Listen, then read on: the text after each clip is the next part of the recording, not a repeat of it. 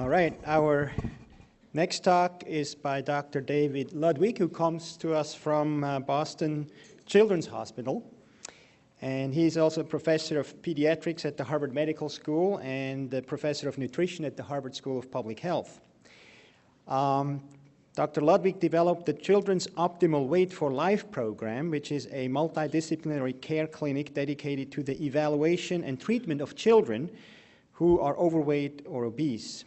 The program provides state-of-the-art care for overweight children and also serves as a setting for clinical research to develop innovative treatments for pediatric obesity. So very lucky to have Dr. Ludwig here today, and he will talk to us about an integrative family-based approach to childhood obesity. Please help me welcome Dr. Ludwig.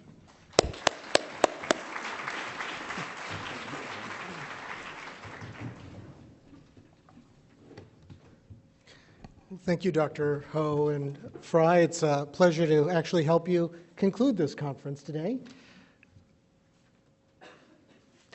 Well, we all know that there is an obesity epidemic, but what's sometimes lost amidst all of the headlines is just how rapidly this epidemic has unfolded.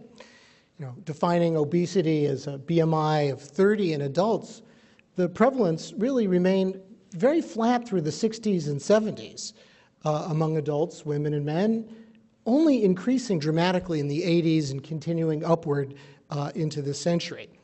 In children, the relationship between weight, height, and body composition changes as a child grows. So instead, typically the 95th percentile for BMI is used to define obesity.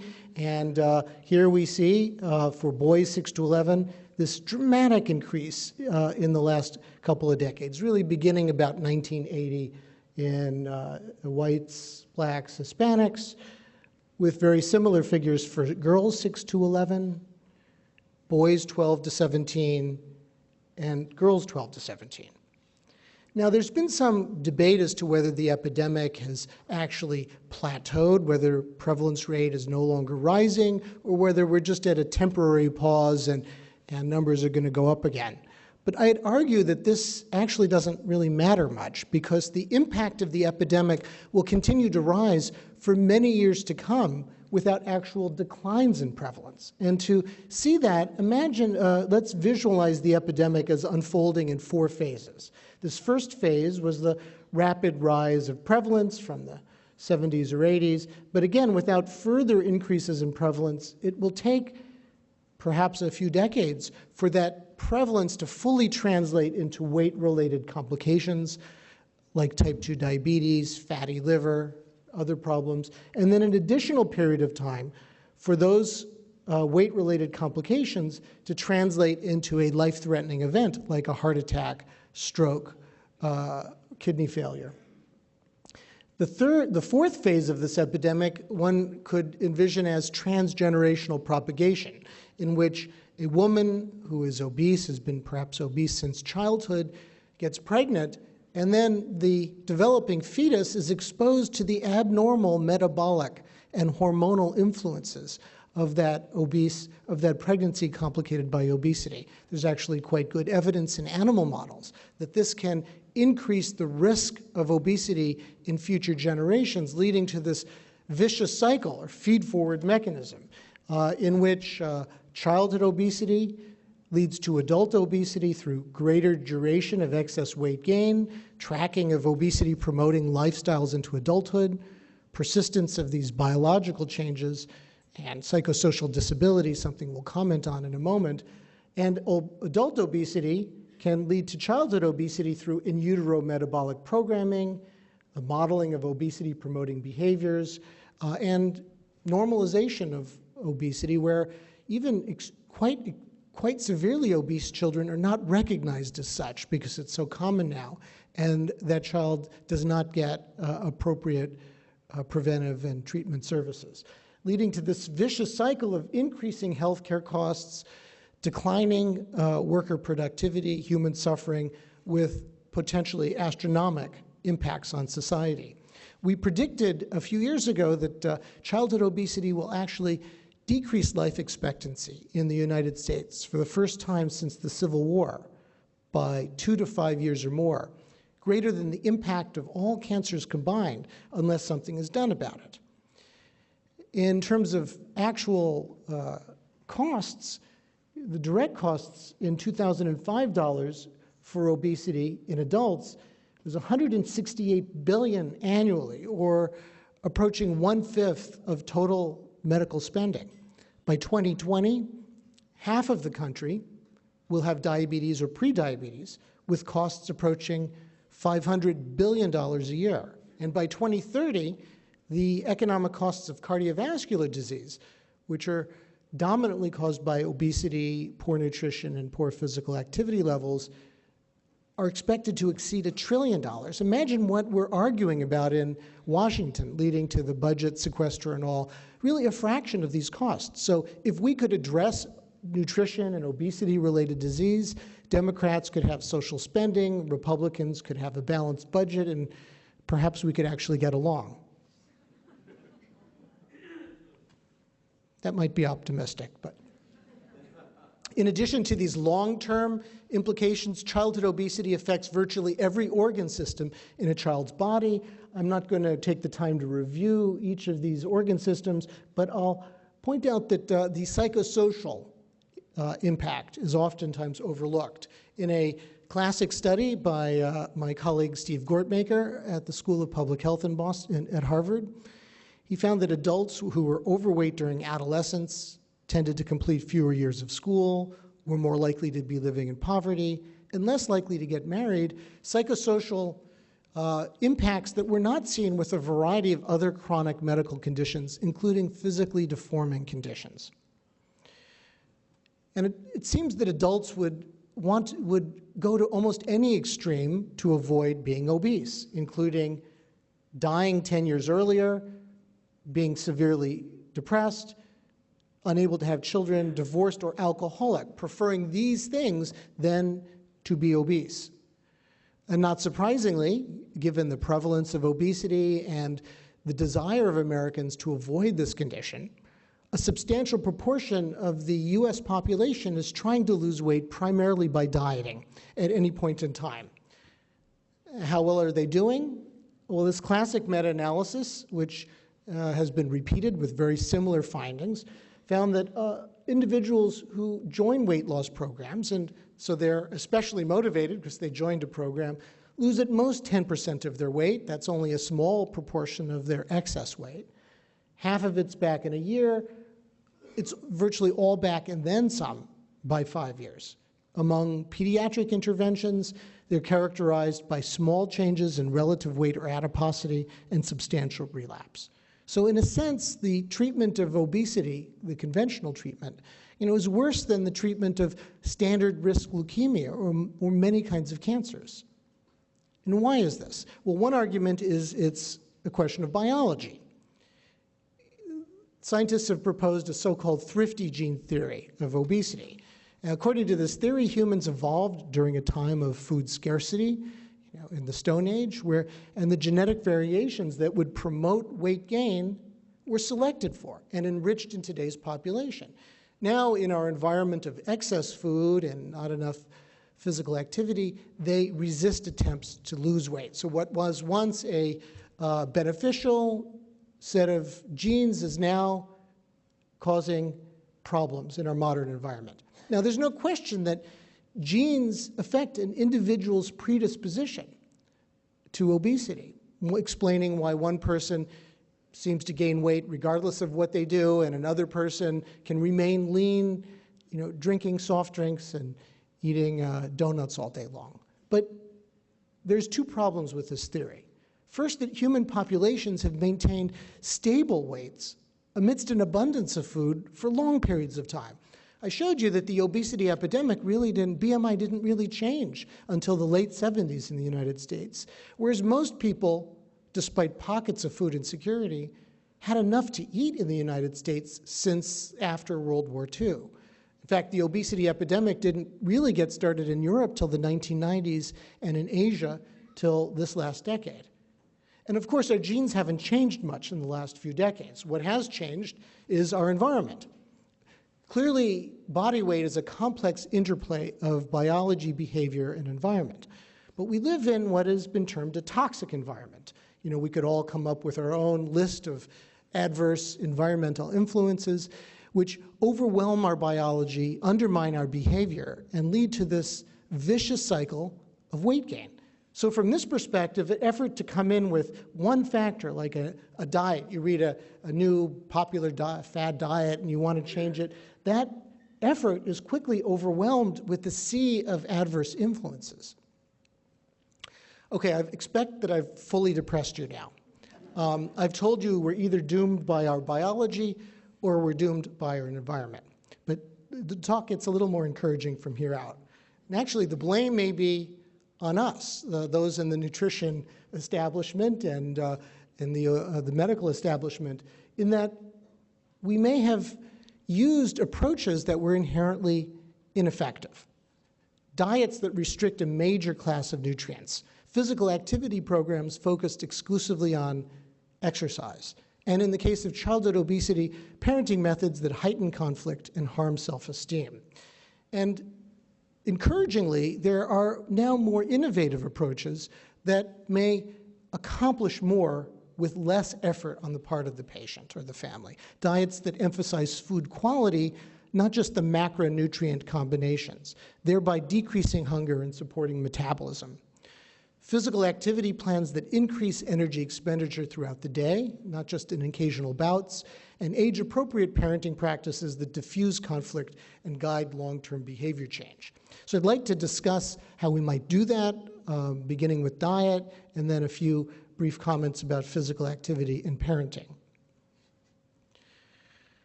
Now, the conventional treatment to obesity for really the last half century has been, of course, the low-fat diet. It seemed to make sense. If you don't want to put fat on your body, you shouldn't put fat into your body. This was the basis of the first USDA food guide pyramid. Fat was at the top, all of these carbs at the bottom. I'd like to offer a view that might contrast a little bit with Dr. Thompson, in which I question the value of low-fat diets. Now, this is just an observational comparison, but fat intake has declined substantially through the last, as a proportion of calories. We're actually right near the government-recommended 30%. It's during that time of decline that obesity prevalence really skyrocketed.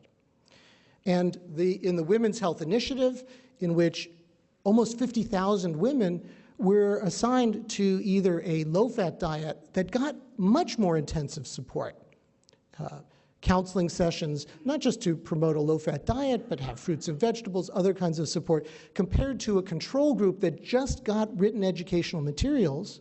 So in a sense, this study was really biased to favor the low-fat diet. There was at most a 2-kilogram weight loss at about a year. And that might just be when you talk to people more intensively about their weight. You know, they just become more self-conscious, they lose a few pounds, but there was virtually no difference over the long term, despite a substantial decline in dietary fat. So what if we got this whole thing wrong? You know, we didn't mean low fat, we meant low carb. Maybe it was just a typographical error somewhere. This was the cover story of the New York Times Magazine that made a lot of people in our profession a little hot under the collar. And in fact, there's no question now. Low-carb diets produce more weight loss over the short term than low-fat diets. The meta-analyses clearly show this. These are publications in the world's, most prestigious journals. Ironically, these were published shortly after Atkins' death, so he never actually lived to see some vindication. But here's the problem. By a year, the two groups, the low-fat and the low-carb diets, no longer differ significantly in weight. Basically, how long do you want to go on eating that bacon double cheeseburger, hold the bun? What about approaches that are focused on nutrient quality rather than on the ratio of fat to carbohydrate? And in this sense, the glycemic index, I think, is of particular interest. It reflects how processed foods are, carbohydrates are, and is simply measured by looking at how blood sugar changes after a meal, after consuming known amounts of carbohydrate. The bottom line here is the processed grains, white bread, white rice, prepared breakfast cereals, and potato products have a very high glycemic index, whereas fruits, vegetables, legumes, and minimally processed grains have a much more gentle effect on blood sugar. How does this affect appetite? When we gave obese adolescents 3 meals with identical calories on different days, so this was instant oatmeal, so this is actually a highly processed grain, because it's prepared for instant cooking, versus steel cut oats. That's a traditionally processed way. It takes 30 minutes to cook. Nobody has time for that anymore. Well, we might be able to make time if it really is important. These 2 meals had the same protein, fat, and carbohydrate, had the same energy density, had the same fiber. And then we had a 3rd meal, which was a vegetable omelet with fruit, to see what would happen if we maximize differences. And here's what we saw. During the 5 hours after the meals, blood sugar, as expected, rose higher after the instant oatmeal compared to the steel cut oats with a vegetable omelet. But notice what goes up must come down. And blood sugar dropped into a relatively hypoglycemic range. This is a 10 milligrams per deciliter difference. It was statistically significant after the high glycemic meal. Was this biologically meaningful? Have a look at what happened to epinephrine or adrenaline. That's an emergency stress hormone that's secreted at times of hypoglycemia. Same calories at baseline, very different metabolic states a few hours later, surging adrenaline levels. And how does somebody feel with blood sugar low enough to trigger this emergency stress hormone response? Hungry.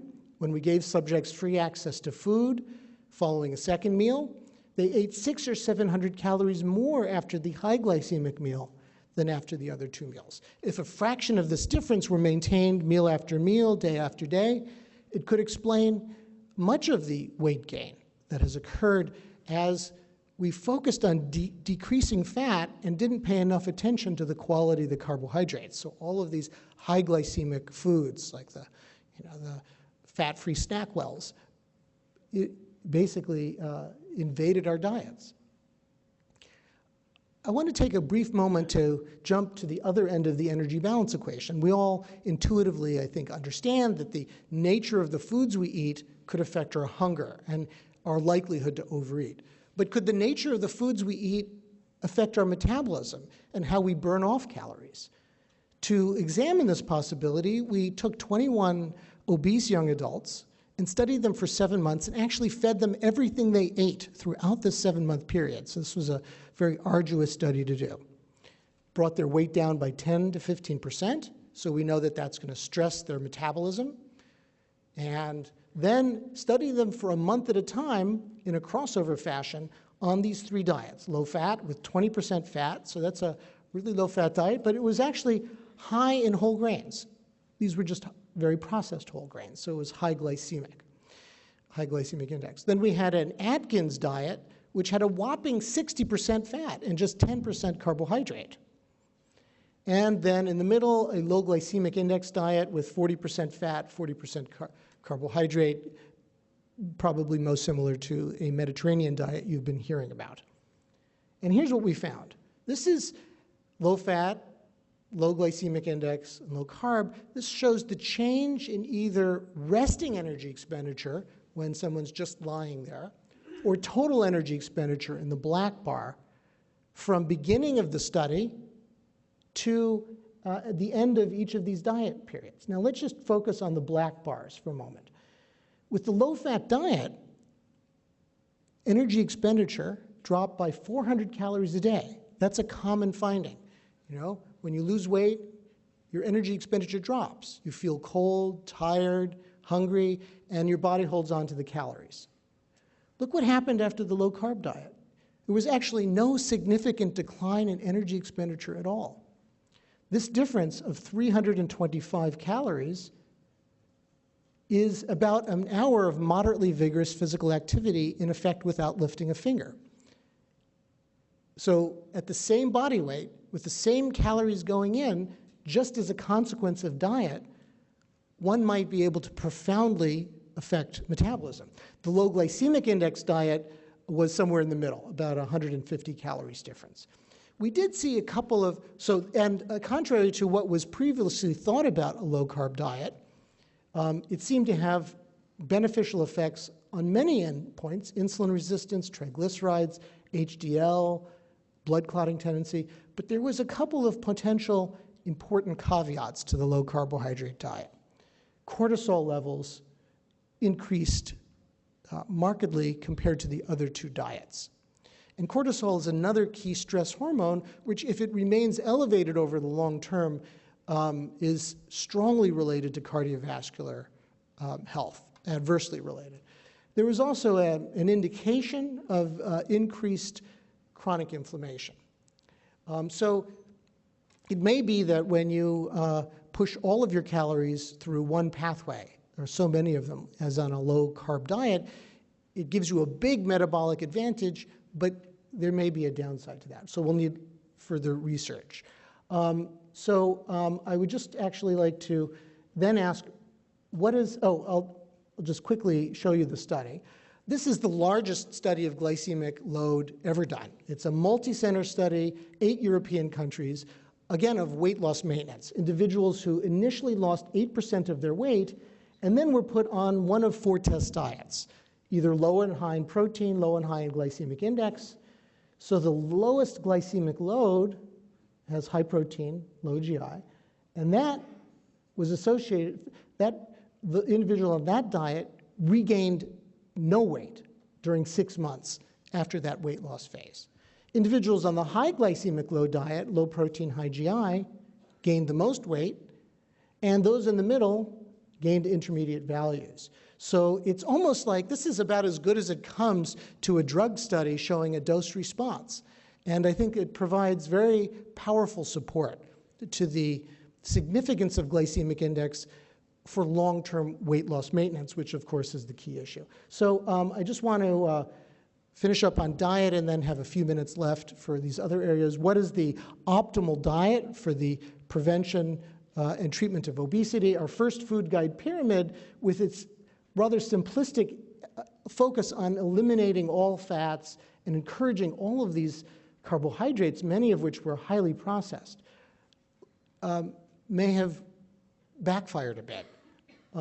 We had my pyramid, which I was never quite sure what to make of it. It's like all of the foods up here just fell down, and they just said, you figure it out.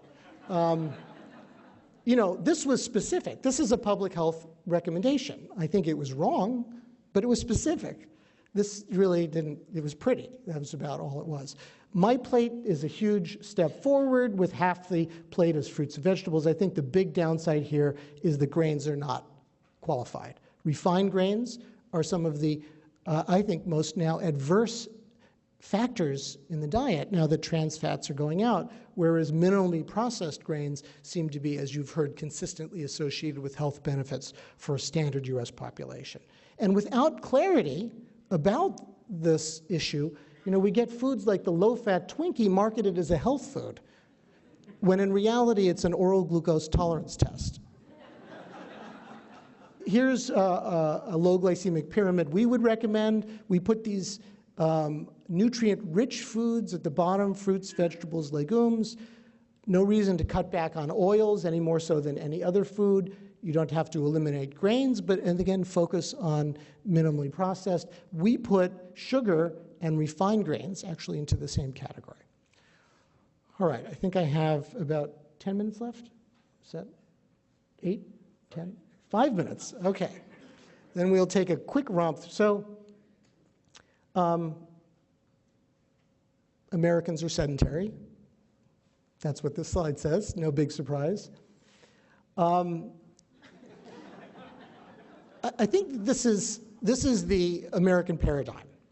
We have an obese, sedentary population, and we're trying to get them off the couch and exercise. How well does that work? Well, here's a study in children, 100 kids assigned to control low-dose or high-dose exercise. The high-dose group actually slept better, and being the father of a 4-year-old, I can tell you it's good to have a good, full night's sleep, but there was no difference in BMI. And many, many studies demonstrate that exercise over months doesn't really change BMI. And the reason for that is shown here. The activity on the left is 70 calories per mile. The activity on the right is 2,200 per event. So it would take running 4 miles a day all week to dispense with just that. So a more innovative approach is not to focus on exercise, but instead increase energy expenditure throughout the day by making physical activity fun, and that's especially important for children. Obviously, we want to cut back on sedentary activities, and then encourage all forms of physical activities. Play when you put kids outdoors. Just give them a few simple sports equipment. They'll naturally be active if you can get them away from the TV. The non-traditional sports, especially the non-competitive ones, and so forth. I won't belabor that. Let me just take a few minutes and comment about parenting to bring this all together. Young children are born with an innate preference for the primary flavors of breast milk: sweet, salt, and fat. These are important nutrients for growth. But they're also programmed to learn from their parents by watching them, and thus broaden their taste preferences.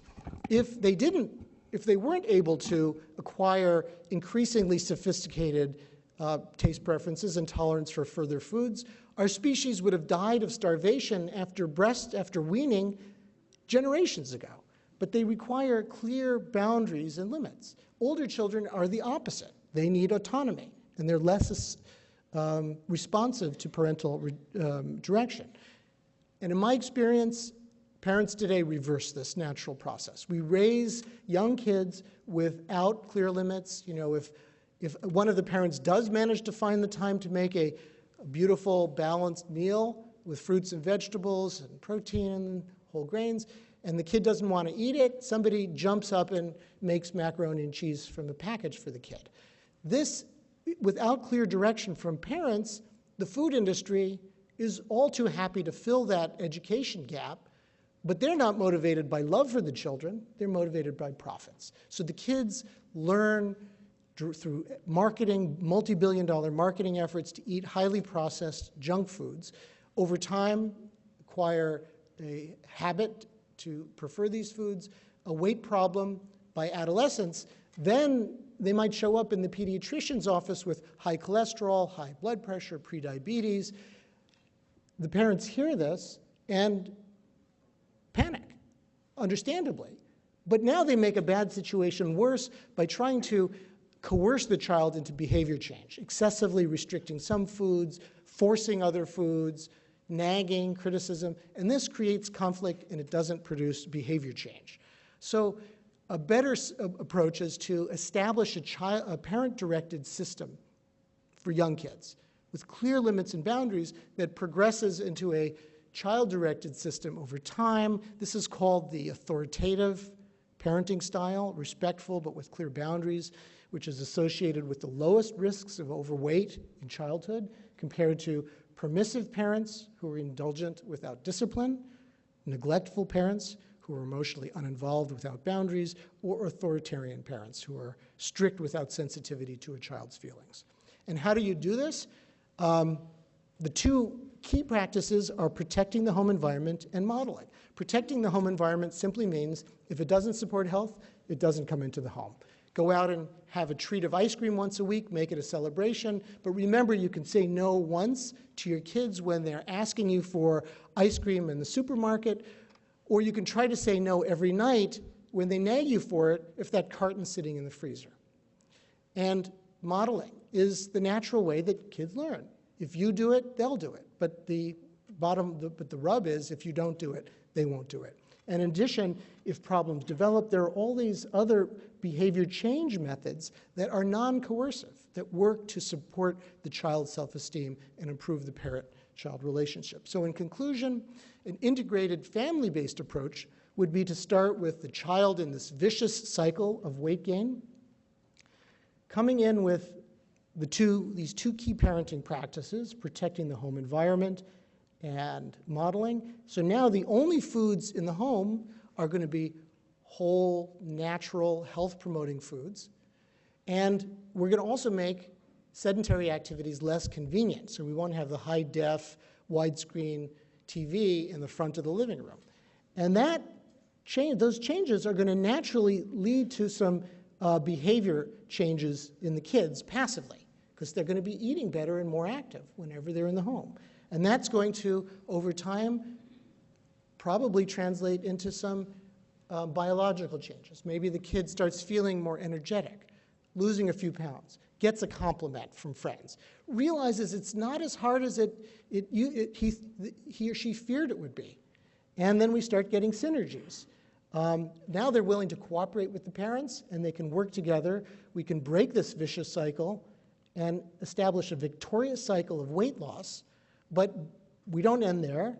Families, having brought some healing into the home, can now join together with other families to try to detoxify the environment, demanding that schools have regular, mandatory physical education, that we serve whole natural foods for lunch, that we preserve open spaces rather than tear down parks just to improve the tax base, and ultimately lobby Washington to place farm subsidies consistent with public health, not just the interests of the commodity producers.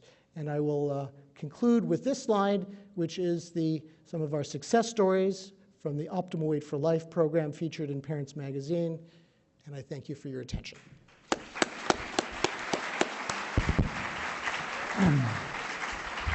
Thank you very much for a great talk.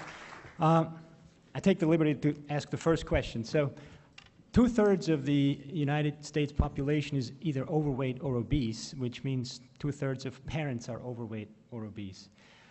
And you mentioned this role modeling, which is very important. But isn't that a major issue then if the parents themselves are not eating the right diet and living the right lifestyle to model that to their children? And related to that, my question is, what's the role of teachers in filling this educational gap and then empower children to teach their parents what a healthy diet and lifestyle looks like? Absolutely right. That, if parents are not modeling healthful behaviors, it's unrealistic to expect the kids to internalize them. Yes, you can try to force your kids to eat fruits and vegetables. Like, there may be another problem related to this is having a lean kid in the home and an obese kid. The lean kid gets to eat as much dessert as he wants, and the obese kid, has to just, eat fruit. Now, fruit is a wonderful dessert if we set it up with the right comparison. But if you're eating your fruit and seeing your sibling eating the ice cream, it devalues fruit.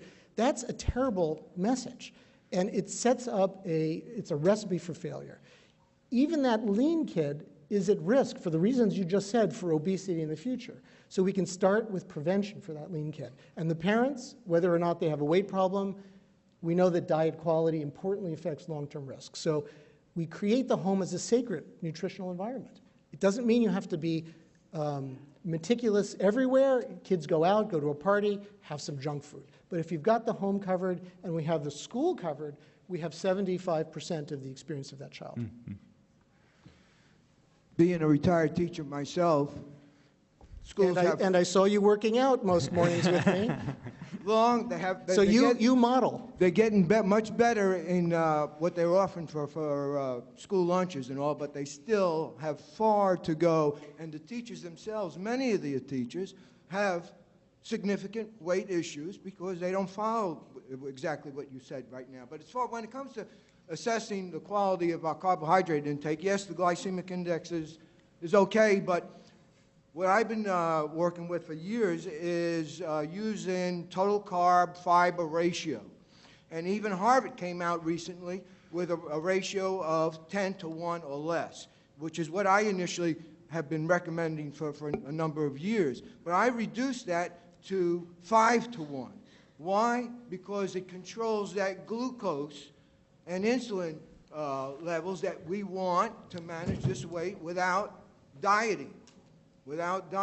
So when you're eating real foods like broccoli and cauliflower and spinach, that total carb fiber ratio is less than 5 to 1. When you go to processed foods, that's where you get the standard American diet, which kills us. Yeah, so I agree that fiber is a really important, interesting substance, and it's a very important marker. And I actually think I was involved in that paper that proposed the 10-to-1 ratio, but I think it's a marker. The problem is that a whole food, like an apple, could have the same, you could take a tablespoon of Metamucil and mix it into a Coca-Cola, a cup of Coca-Cola. You'll have the same fiber to sugar ratio as if you ate an apple, but you'll have very different health effects. And that's because we can't characterize a natural diet by any single number, not the glycemic index and not the fiber to carbohydrate ratio. Cellulose itself, is fiber. It's insoluble fiber. It has no impact on gastric emptying. It has no effect on how blood sugar will change. And if it's highly processed, it doesn't have the micronutrients and phytochemicals that we associate. In my view, and I know that you agree with this based on our other conversations, if the emphasis is on whole, minimally processed foods, then you get advantages of all of these endpoints. The food is digested more slowly, in part because of the fiber, but in part because it's got food structure, and that's key. And you're getting the micronutrients and phytochemicals along. So I agree partially, but I feel like if we try to make any single nutritional ratio or factor the goal, it's easy to subvert. The food industry can just dump in cellulose. So. Stay away from Cokes with Metamucil. Yes, I do. Next question over here, please. David, thanks for a great talk. There's a lot of emphasis on high fructose corn syrup in the media and being the bad guy. And in children, it's easy to identify that. But is it really that different than sucrose or refined white flour, white rice? Is this something that parents should really care about? Or Yeah. is it really just not much there? Okay, so maybe just 30 seconds on the chemistry here. So corn, all grains, all starches are a polymer of glucose. So corn starch or corn syrup is just either a polymer of glucose or glucose-free. To make high fructose corn syrup, the industry uses an enzymatic process that converts some of the glucose to fructose. And you could make any amount of fructose. You could make a high fructose corn syrup that has all fructose, but the most commonly consumed versions are about equal fructose and glucose. Well, what is another name for a commonly consumed sugar that has the same amount of glucose and fructose? That's table sugar or sucrose. The difference with high fructose corn syrup is that they're free and they're not connected in a bond, but that bond is digested very quickly. In fact, if you put sucrose, like cane sugar, into an acidic aqueous medium, we call that a Coca-Cola, some of that will hydrolyze. So I think that the distinctions between high fructose corn syrup and sucrose are minor, and that the main issue is to focus on reducing all of these processed carbohydrates that have no micronutrients, phytochemicals, fiber, but also have a very high impact on our blood sugar. Power outage.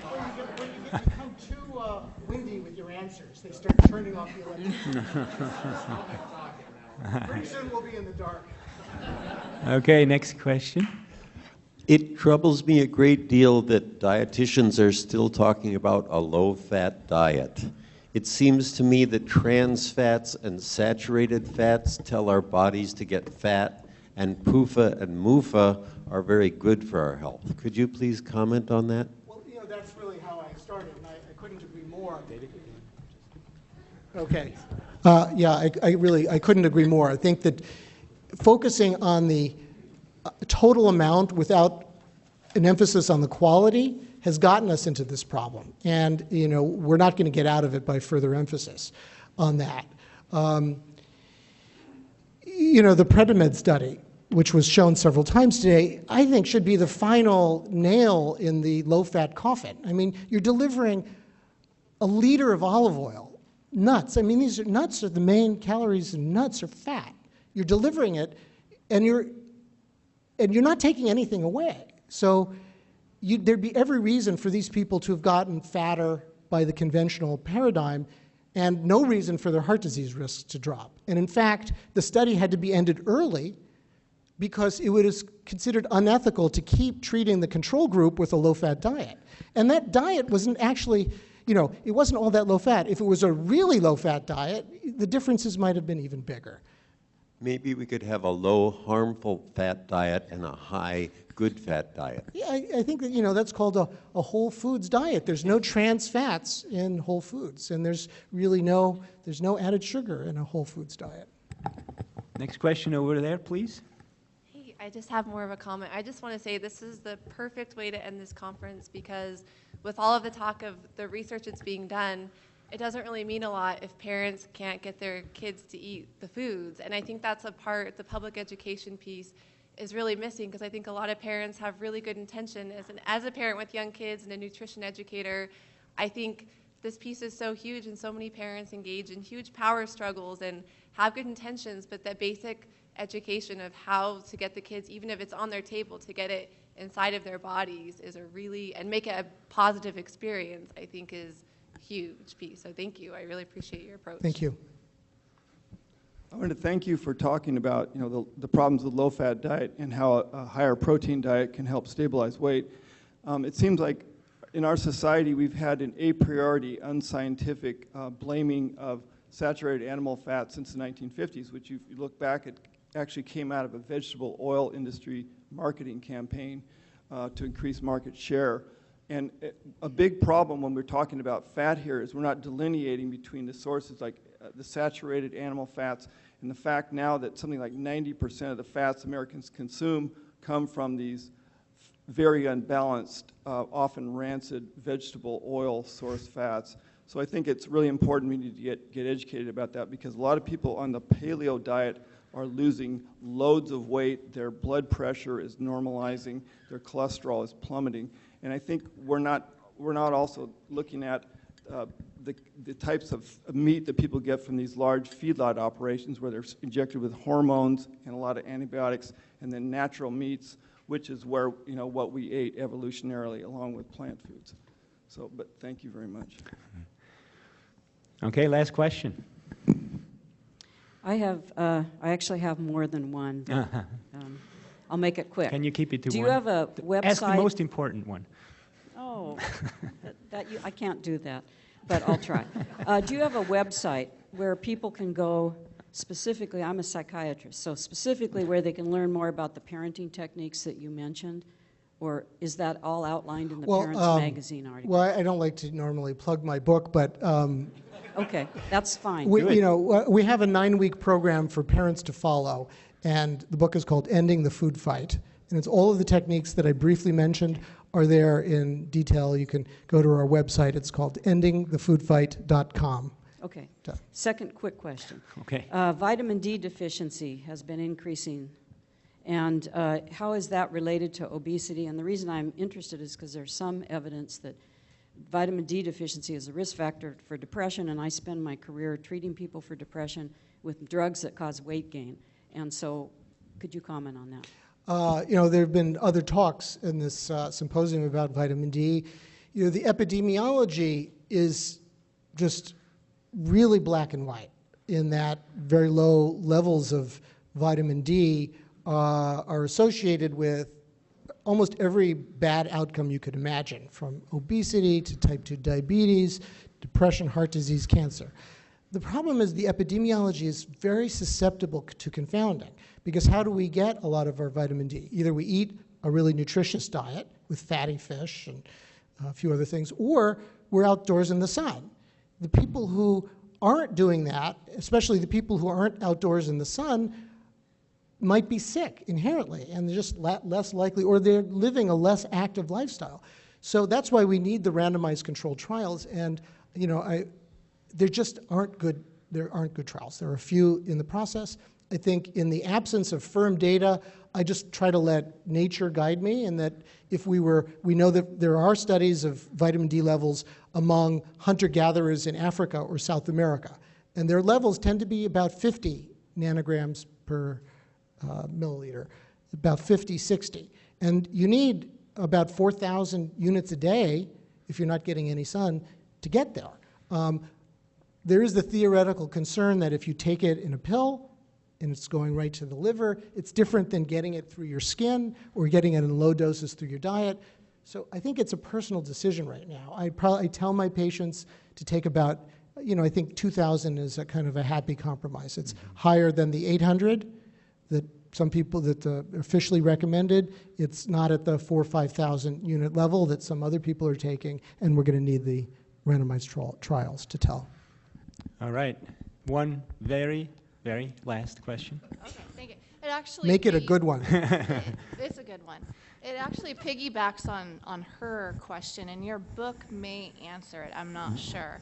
I have a 4-year-old, and I've been pretty frustrated with the school. So now I'm to the point where I'm packing everything, the snacks, the lunches. So my question is, what do I tell him in a gentle way about why he's eating differently than the other kids? Because I can't just say, well, most Americans are ignorant and, we're smarter than everybody else. We want to be healthy and they're not healthy. And then I'm having the same question for family too, because I feel like I'm getting a lot of backlash from family members saying, well, don't worry about it. It's fine. He's going to eat a number of sweets every week. And I remember you said 1 sweet a week, which I like that. I don't like it every single day. Okay. Is that a good question? Yeah, so I think, again, where we start is, what I would recommend starting is protecting the home environment. So kids, when they're raised eating fruits and vegetables, whole grains, beans, they start to actually like it. It gets biologically programmed. If we lose that window of opportunity, it's going to be a big uphill fight. So you start early and make sure all the foods in the home are all supportive. Right. We do that. Okay, so you got that one covered. But the other kids are sitting there eating cupcakes. No, I understand. So you've got the first key thing. You've got the biological thing covered. Now, I'd say rather than saying something negative about the other kids, you just limit it to positive statements. You say, our family does not eat junk food. And then you do some experiments with your 4-year-olds are really into this, Say, we're going to eat some good food, and maybe have them eat some junk food once as an experiment, and say, how do you feel? Do you know what? We want to feel good. We want to be healthy. So these are the foods we eat, and we eat only those foods just once in a while. And 4-year-olds totally get into this. I think if you also limit commercial TV, you're going to be limiting the brainwashing. TV probably causes obesity not by displacing physical activity, because kids are so inactive already that it turns out that the ones who watch a lot of TV are no less active. They probably causes obesity through the food commercials. So you turn that off. You just give positive messages every day, and you figure that he's going to wind up or she's going to wind up vastly better than the classmates. Okay, thank you. Great, thank you so much, Dr. Ludwig, for a fantastic presentation.